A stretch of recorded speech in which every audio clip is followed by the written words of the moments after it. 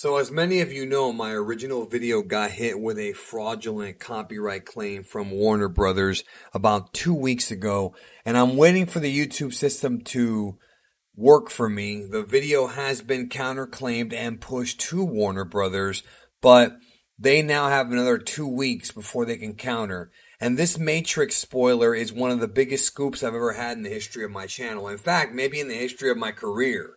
It's pretty damn big. And because of that, I want to now take my original video that I did and now present it to you once again, re-uploading it in a new video, new thumbnail, new title, and hopefully this time Warner Brothers is not going to copyright claim it and we can move on with our lives. But I would have had my old video come back, but it is going to take longer, and I really want to get this out there as soon as possible. You know, Warner Brothers, I've reached out to them to try to talk to them, and I haven't heard anything back.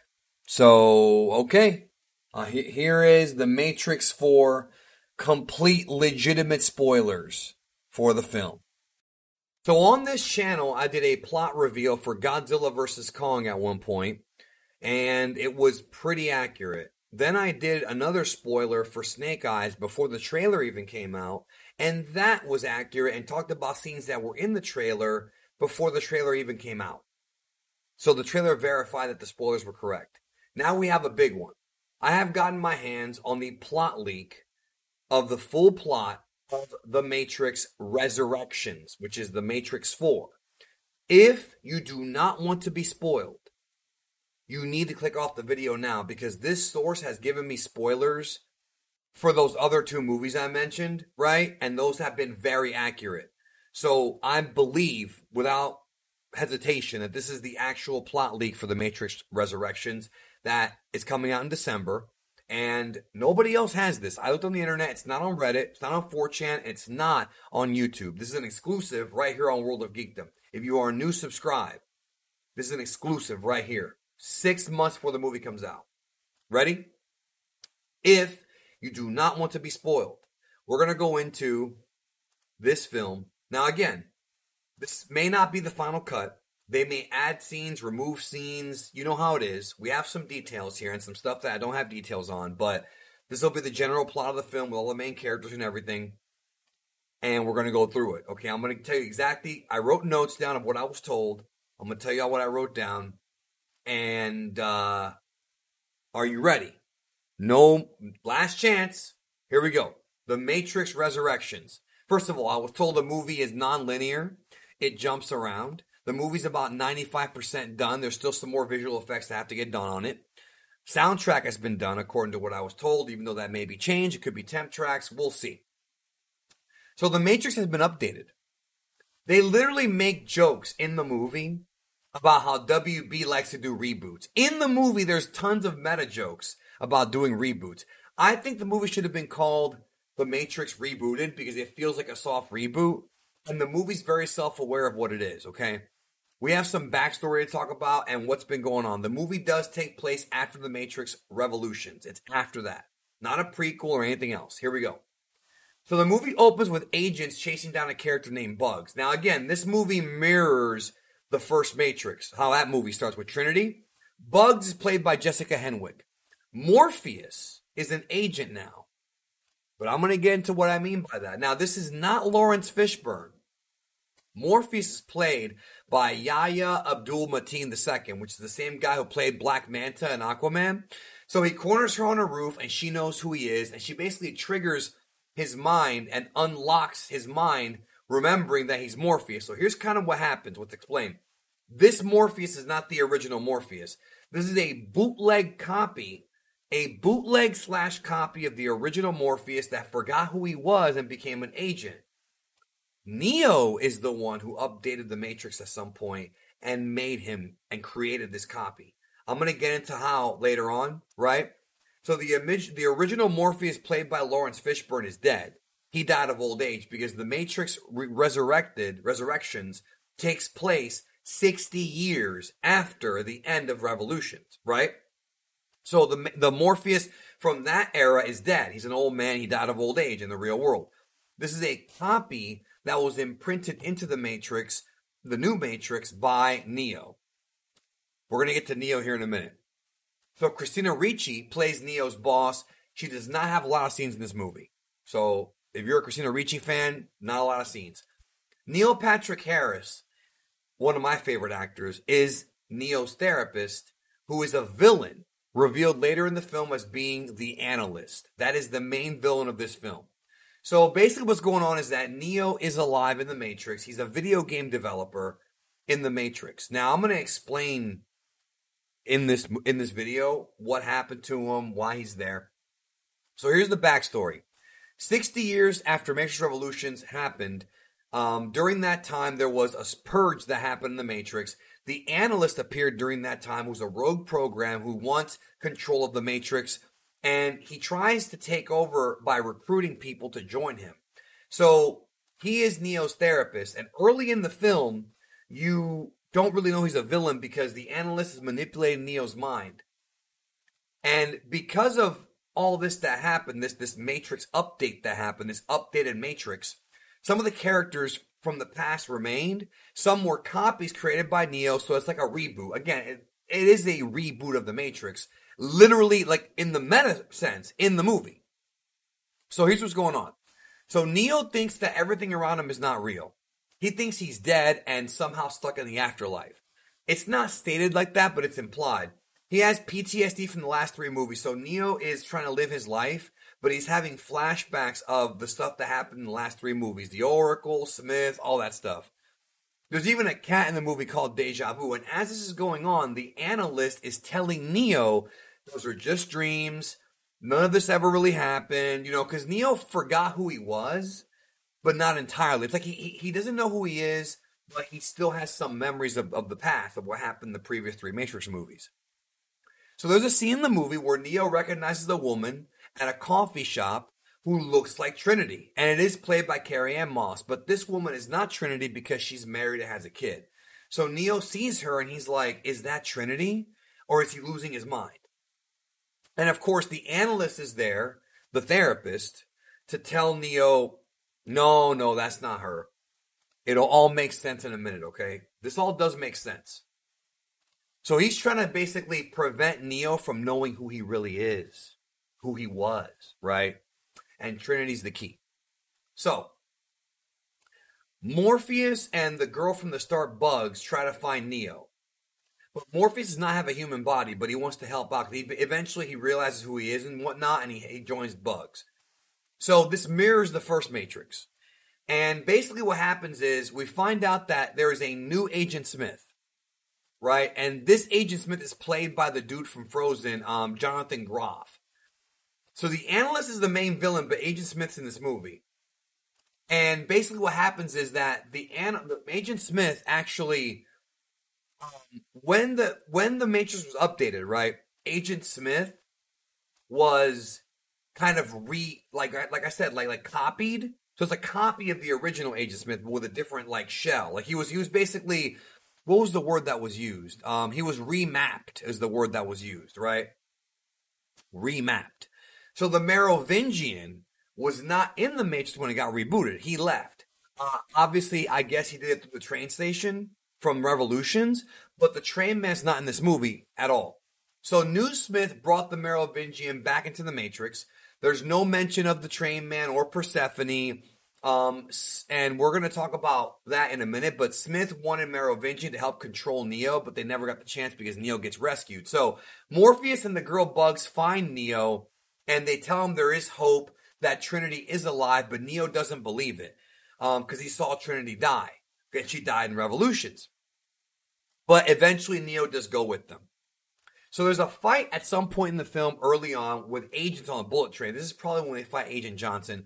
Neo has not unlocked his full powers here because he did not believe. Remember, like in the Matrix 1, he has to believe in who he is and him being the one to tap into his powers, but he doesn't believe. So he's fighting, but he doesn't have the powers of the one entirely. He can do some things, but it's not the power of the one. So, as I said earlier, the analyst is trying to, disguised as a therapist, is trying to suppress him so he does not unlock his full power. The analyst wants control of the Matrix, and he wants to stop Neo from unlocking his power because he knows that the systemic anomaly could stop him. Analyst wants to control everything, including the machines. So they eventually go to Zion. What happens is they take Neo out of the Matrix with the red pill, just like before. It mirrors the first movie. They meet Niobe at Zion, who's now really, really old. It's been 60 years. So I guess they put makeup on Jada Pinkett because she's not that old, but they made her look a lot older. New Morpheus does not have a human body. He's a codex. That's the word that was used, a codex. So New Morpheus does not know everything about the old Morpheus, but there's hints of the old one in there. It's kind of like a reincarnation. He does not have a human body, and it's like a reincarnation within the Matrix. So we have themes here of resurrection and reincarnation we're talking about. So Niobe, here's where the backstory comes in. Niobe explains that the day that Neo and Trinity died in Matrix Revolutions, the machines from the Machine City took their bodies and repaired them. So they were resurrected by the machines. So Neo's body was fine, but Trinity got impaled. But the machines rescued her and put her back into the Matrix with like a rebuilt body. And because of that, she's in her own pod. So Neo gets put back into a pod like in the first movie, so does Trinity. But he does not believe he's alive and does not believe he's the one. But he's still been living in the Matrix thinking it's not real. So Niobe's people end up saving Neo from the pod. Right? Like I said, they go to Zion, they take him out. And that's when they explain everything. But during the movie, Neo's starting to realize that Trinity actually might be alive. And so when the machine saved them and they kind of repaired them, they kind of age differently. So even though it's been 60 years, Neo and Trinity have not aged that much because of the mechanical implants of the machines. Now, again, some of this is very contrived. I'm going to be honest with you. Some of this is lazy writing. I'm going to be dead honest with you. Some of this is good. Some of this is very lazy.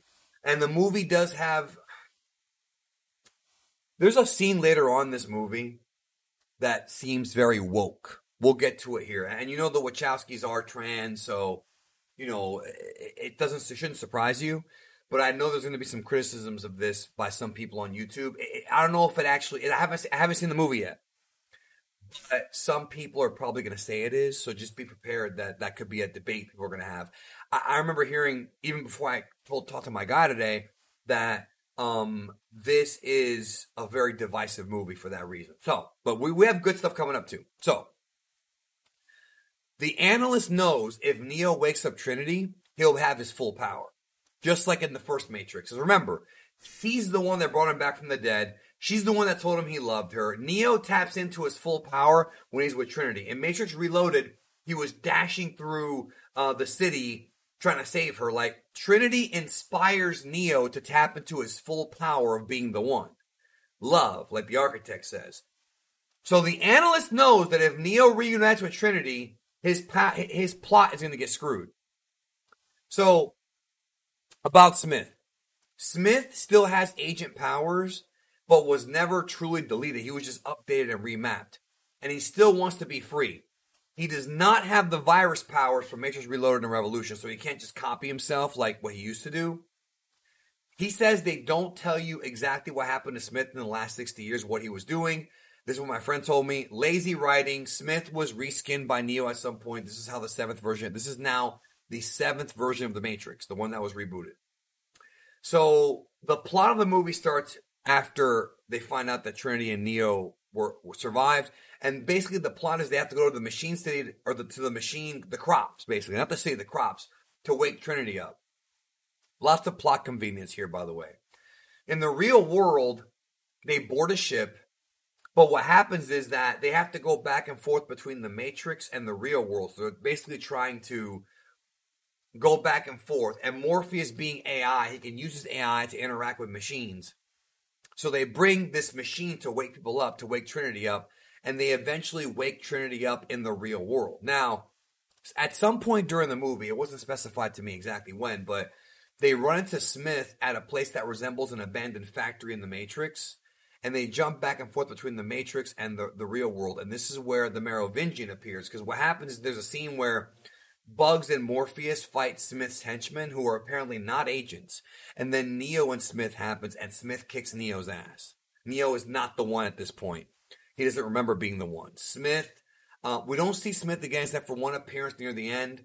Doesn't do anything else. I don't like that. It seems like pointless fan service to me to put that in the movie. They could have had this whole movie without Smith even being in it. And to me, it does a disservice to Hugo Weaving's character and to what happened at the end of the Matrix Revolution. Honestly, I don't like that. My opinion, I do not like that. The Merovingian is on Smith's team because Smith brought him into the Matrix. And basically, he's like this old man who's like an old homeless guy who has this meta line about how the new shit is not matching the old. So, like, it's very meta how he's basically saying, like, this movie will not be as good as the original Matrix movies. You know, that's basically what he's saying in a meta way. Like, the new Matrix won't compare to the old Matrix. He's being that guy. We'll see if that's the case. So, the climax of the film is they wake Trinity up and they go to a scene. I guess at some point they jack back in. There's a scene where they go to a coffee shop with the analyst and a bunch of SWAT guys and agents everywhere. And Neo talks to the analyst, and the analyst says he wants to make a deal with Neo. The analyst says he wants control of the Matrix. He says that Trinity will walk through the door, and if she remembers who Neo is, that he'll leave because he can't stop him. But if she does not remember, he will fight for the Matrix and take down Neo, who does not have his full power. So it's explained at some point that Trinity feeds power to Neo and vice versa, like a Rey and Kylo thing. I don't think I like that. I like Trinity giving Neo power to make him stronger, like, you know, to make him a stronger fighter, to inspire him to be stronger. But it gets really weird here. So she walks through the door, she remembers Neo, and then we have this big final battle because Neil Patrick Harris, the analyst, breaks his promise. And what happens is they show that there's like an evil AI, and they're all together. They work for the analyst, you know, his minions. And the swarm of AI like infect people in the city and turn them into these like zombies. Like not zombies like the ones in like the Dawn of the Dead movies, but I mean like they're being mind controlled by the AI. And they attack Neo and Trinity. Here we have this big chase sequence where they chase down Neo and Trinity through the city. And Neo and this is the bike scene that was leaked. So throughout the movie, they tease that Neo tries to fly, but he can't do it. There's a flashback in the start of the movie where he tried to actually jump off a roof because of his memories and was talked out of it by the analyst. So this time they end up on the top of a building, and I'm not sure how they got there. He didn't specify how they got there or why they got there. There's some stuff that's missing from this that he told me. I'm going to ask him more questions soon, but I'm a little confused about this, see if he remembers. He saw the movie, my friend did, but he didn't remember everything, which you don't remember every detail. It's a long movie, apparently. So they hold hands and jump off the building, but this time Trinity is the one to fly. So Trinity now has the powers of the one. I don't like that. People are going to say it's woke. I don't know if there's an explanation, but he pretty much told me that there is none. Maybe he doesn't remember. Remember, he just saw the movie once. He doesn't have the entire movie mapped out in his head. And he said that it's visually amazing. There's a huge riot at the end, a huge fight. Basically, at the end of the movie, there's a big gunfight in the city, and then Neo and Trinity are fighting them off, and Neo's using his one powers. He can stop bullets and all this crazy stuff he did before. Said it was nuts. The last scene of the film, after all this is calmed down, Neo and Trinity confront the analyst at his house. Trinity starts cutting up his face with her new powers, like literally peeling his face with her new powers and then putting him back on as a warning. Like deleting him, basically. And at that point, both Neo and Trinity know how to fly, and they both together fly towards the screen. And that's how the movie ends. He said there was no credits in this version that he saw because it's unfinished. No post-credit scene, but it does leave it open for a sequel because now Neo and Trinity both have their memories back and they both have powers of the one.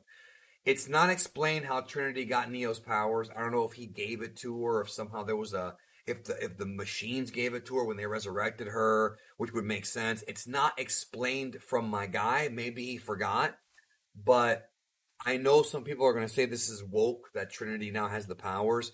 But again, I want to wait till the movie comes out because they may explain it. I mean, the movie, there might be scenes that weren't in this cut that get put in. This is just an early cut of the movie. It's not. There's still more to it than this, possibly. Um, my source said it's lazy writing. Honestly, it came off like lazy writing. How Trinity got the powers at the Chosen One, because the anomaly is one person. But I guess by the end, both Neo and Trinity have these powers. So if they have these powers, like, who's going to stop them? What's going to happen with Smith? It feels like they're building up to a sequel, but it also feels like a soft reboot of the first movie with a lot of fan service. That's what this comes off like.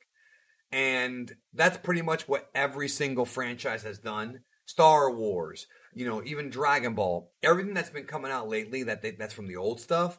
A lot of it's fan service, like a lot of throwbacks to the old stuff. So, Neo and Trinity's relationship, Neo and Trinity flying towards the screen like the end of Matrix One, but it's both of them doing it. Like, it's just very similar. But I was told the action scenes are amazing. And I'm a little bit disappointed that there's no actual fight between Neo and Smith at the end of the movie, but they do fight in the middle of the movie. So that's pretty much the plot of Matrix Resurrections. What do you think? Once again, this is what I was told. I did not see the movie myself. My source has been right before, so I have no reason not to trust him. And I'm sure there's probably more that he missed, because this is not every detail, right?